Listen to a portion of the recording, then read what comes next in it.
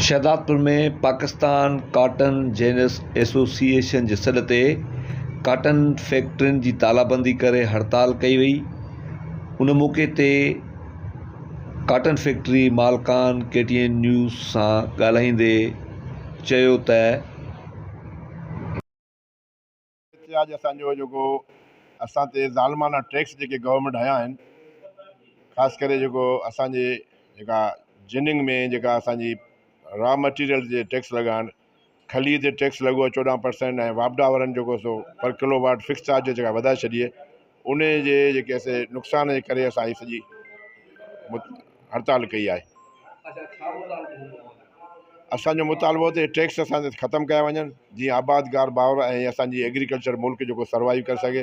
हीअ जेका हींअर गवर्नमेंट जेका आहे पाकिस्तान, इहा चाहे ई नथी त आबादगार ज़िंदा हुजे ऐं हिते जेके असां माण्हू सुख सां साह खणनि। त जेसि ताईं इहे ज़ुल्म न हटाईंदा तेसिताईं असांजी हीअ हड़ताल गैर मुयना मुदत ताईं जारी रहंदी। कहिड़े हिसाब सां हुननि इहा बजट ठाही आहे? असां में ॾिसो न, cattle feed exempted from any tax. तव्हां टैक्सेशन बुक जेको वॉल्यूम 3 आहे उन में बिल्कुलु वाज़े आहे त कंहिं बि जानवरनि जे खाधे पीते ते कॾहिं बि को टैक्स लॻी कोन थो सघे। उन ते बि हिननि 14% मड़े ई छॾियो आहे। हली हली हली हली उन जो वञा को रिज़ल्ट कोन पियो मिले। ऐं जेके 2000 रुपया जेको आहे करे छॾियो अथनि पर KVR। तव्हां ॿुधायो कारखाने वारो किथां सफ़र कंदो, किथां पेड कंदो? हीअ त कारखाने वारो ऑलमोस्ट अॻु में सफ़र करे रहियो आहे। तव्हां ॾिसो cotton industry day by day shrink थींदी पई वञे ऐं उन खे ॾिसी करे हिननि खे कुझु ख़्यालु हुअणु खपे। उन ख़्यालु हुअण जे बजाए हिननि ठोके छॾिया आहिनि। ऐं जॾहिं टैक्स जी जनरेशन जेको टैक्स जनरेशन जेको थींदो आहे न, उहो इंडस्ट्री खे वाइबल करण सां थींदो आहे। हीअ त श्रिंक पिया कनि डे बाय डे। ऐं हाणे इन नौबत ते पहुची वई आहे जिनर कम्यूनिटी जो इहे चाबियूं जेके ॾेई करे FBR वारनि खे ऐं इन्हनि खे गवर्नमेंट खे ऐं इन्हनि खे वापडा वारनि खे ही पंहिंजे घर वञनि, ॿियो को धंधो धाड़ी कनि।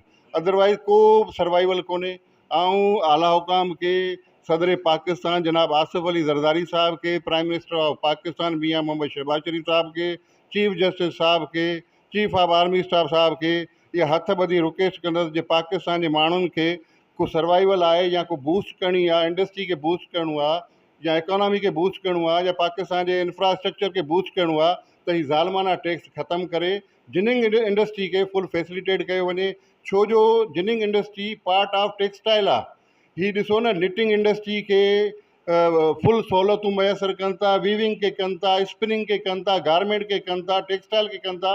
बाक़ी जेको आहे जिनिंग इंडस्ट्री जेको मदर ऑफ द इंडस्ट्री आहे, उन खे हिननि सदाईं जेको आहे धिकियो आहे, उन जो गलो घोंटियो आहे, उन ते अजाया सजाया टैक्स हणी करे उन्हनि जी बर्बादीअ जो कारण बणिया आहिनि। हाणे आउं उन्हनि सभिनी मान वारनि शख़्सियतनि खे अर्ज़ु कंदुसि त हू हेॾे वॾे अलाह साईं उन्हनि खे तौफ़ीक़ ॾे।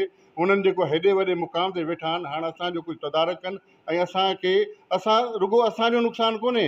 हीअ तव्हांखे ख़बर आहे ज़मीनदार जो वॾे में वॾो नुक़सानु ज़मीनदार जो आहे। जे इहे टैक्स सभु लॻी आहे, जेके ख़ुदा न ख़ासिता जे इहे टैक्स लॻी था वञनि, इंडस्ट्री स्टार्ट थी थिए त ज़मीनदार खे 4500 खां मथे रेट कोन मिलंदो, जेको ज़मीनदार वञी ख़ुदकशियुनि ते वञी पहुचंदा ऐं हुननि जो वीचारनि जो जेको आहे रोज़ी रोटी जो वॾो बहिरान थींदो। कणिक वांगुरु हू मारा मारा फिरंदा। तंहिं लाइ ऐं वरी बि हिकिड़ो दफ़ो रिक्वेस्ट कंदुसि इन्हनि आला उहिदेदारनि खे या जेके आला हुकाम खे त असांजो दर्दनि जो दरमान कयो। हड़ताल थी आहे न, असांजी जाइज़ हड़ताल आहे। जेके असां लाइ इहे टैक्स मड़िया विया आहिनि न, इहे असां बर्दाश्त कोन था करे सघूं। छा पूरे पाकिस्तान ते असरु पवंदो? असां अकेलो सांगड़ ज़िलो कोन्हे। असां पंहिंजे PCA जे इदारे सां गॾु आहियूं ऐं उन्हनि सां उन्हनि जे करे हीअ हड़ताल कई आहे असां। ऐं छा आहे त फुटियुनि जा रेट जेके आहिनि टैक्स लॻण करे टैक्स जा रेट वधीक घटिजी वेंदा। हाणे ॾिसो वापडा जो जेको असांखे टैक्स पिया आणनि, असांजी फैक्ट्री हलायूं न हलायूं 10 लख रुपया महीनो हुनखे ॾियूं, किथां पैसा आणींदासीं यार? असांखे 10 लख फैक्ट्री हलांदी 3 महीना ऐं टैक्स ॾियूं 12 महीना। इहो कॾहिं थियो ई कोन्हे। इन गवर्नमेंट खे घुरिजे तर्जार करे ऐं जेके टैक्स जेके नाइज आहिनि वापसि वरिता वञे। असांजो अॼोके हड़ताल सां इहो ई चवणु आहे त असां हिकिड़ो ॾिसो, असांजो कॉटन इंडस्ट्री जो जेको बि इदारो आहे पाकिस्तान कॉटन जेनर्स एसोसिएशन, पूरे पाकिस्तान लेवल ते असांजो इदारो आहे। असांजूं 1200 कॉटन फैक्ट्रियूं आहिनि। हींअर टोटल असीं फैक्ट्रियूं जेके असीं हड़ताल ते आहियूं। असांजी पूरी इंडस्ट्री पूरे पाकिस्तान लेवल ते बंदि आहे। इंडस्ट्री जो इहो हाल आहे असांजे कॉटन जिनिंग जो, इन्हनि टैक्सनि जे करे 1200 फैक्ट्रियुनि मां असांजो टोटल बाक़ी वञी फैक्ट्रियूं जेके रनिंग में आहिनि उहे 600 साढा 600 बचियूं आहिनि। त उन खां पोइ हाणे वरी जेको इहो नओं टैक्स जेको लॻायो पियो वञे, जेकॾहिं इहो असां ते मड़ियो वियो त असीं सम्झूं था हिकिड़ी फैक्ट्री बि हिते जेका असां हलण जी पोज़ीशन में कान रहंदी। असांखे मजबूरन जी फैक्ट्रियूं बंदि करे के प्लाटिंग या ॿिए कंहिं कारोबार में वञिणो पवंदो। ऐं उन खां पोइ हिननि तकरीबन फैक्ट्रियुनि में बड़ा सुठा ख़ासा रोज़गार जा ज़रिया लॻियल आहिनि ऐं माण्हुनि जी बेरोज़गारी बि हिन मां वधंदी, त उहा बि किराए थींदी ऐं ज़मीनदार तबिको तमामु घणो मुतासिर जेको थो ज़मीनदार तबिको थींदो, ज़मीनदारीअ सां ई सॼो सिस्टम पंहिंजो पाकिस्तानी मुयसरु सॼी हुन सां हले थी, उहो बि तमामु घणो मुतासिर थींदो। तो प्लीज़ जेके नवां टैक्स लॻाया विया आहिनि असीं चवंदासीं त उन्हनि खे फिल तौर ते ख़तमु करे ही माण्हुनि खां जेका मायूसी आहे उहा ख़तमु कई वञे। तबिके सां वाबस्तु आहियूं असां जेको आहे कॉटन लिंट जेका असां सेल कंदा आहियूं हुन ते बि असां टैक्स भरियूं पिया, कॉटन सीड ककिड़े ते बि असां टैक्स भरियूं पिया। हाणे रहियो सयो ऑयल केक खली जेका कि बेज़ुबान जानवर जो खुराक आहे, हाणे उन ते बि गवर्नमेंट 14% टैक्स हयो आहे, जेको असांजे लाइ बिल्कुलु नाक़ाबिले बर्दाश्त आहे। महिरबानी करे खे ख़तमु कयो वञे। हुन खां पोइ 500 रुपया फ़ी किलोवाट जेको टैक्स हो हाणे 2000 रुपए कयो वियो आहे। इन जो मक़सदु आहे फैक्ट्री हलायूं या बंदि कयूं। 12 खां 15 लख रुपया फ़ी फैक्ट्री माना सॼो मंथली बेसिस ते जेको 1.5 खां 2 करोड़ रुपया सालाना बीहे थो, जेको बिल्कुलु नाक़ाबिले बर्दाश्त आहे। हिन खां पोइ चवंदुसि हीउ हिकिड़ो white gold of the Pakistan आहे, इनखे बिल्कुलु बचायो वञे, इनखे लीनियंसी ॾिनी वञे। जेके बि तरक़ी याफ़्ता मुल्क आहिनि उन माना कॉटन थियो ऐं जेको हिन मुल्क जी बैकबोन आहे उनखे रिलीफ ॾींदो वेंदो आहे, पर असां रिलीफ कोन पिया घुरूं। महिरबानी करे जिते हलूं पिया असांखे पंहिंजे हाल में हलणु ॾियो। ये वधीक टैक्स हणी करे असांजी कॉटन फैक्ट्री बंदि कराइण जो जेको इहो अंजाम थींदो, महिरबानी करे इनखे ख़तमु कयो वञे। टैक्स बि ख़तमु कया वञनि जेके लॻाइनि इज़ाफ़ी, पुराणे में रिलीफ न ॾियो, पर जेके नवां लॻाइनि महिरबानी करे इनखे ख़तमु कयो वञे ऐं जेको फिक्स चार्जिस आहे इनखे बिल्कुलु ख़तमु कयो वञे।